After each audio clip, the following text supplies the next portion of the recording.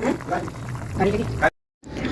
ma'am, good morning. Mayam punamak po channel sa taramna ukjari.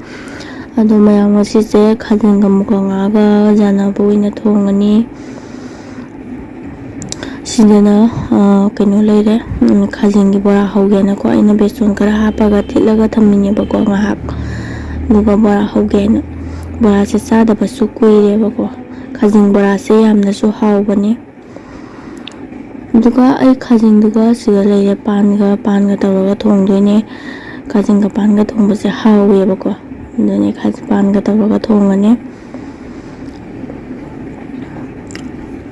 Adoi hoji khang thagatle thau haina loye ba ko.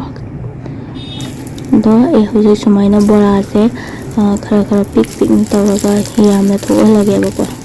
Kino hadi kuire bora si su chada ba khajing si su hoji marhadi yam toina phangde ba ko marak toina phangne yam toina hadi thiba se yam waye ba ko sidati aduna khajing se aina phangba duga akta lore ba ko bazar da gi jolame ba ko yamna su tange aduna khajing se sumai tawraga bora khara horaga charage duga di dum adi khara ma thongaga oina charage hena lore ba ko sumaina bora se pik na tawraga hodo emyam aduna mayam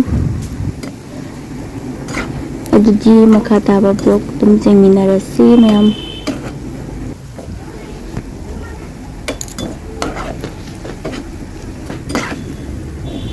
mayam bora hoba loire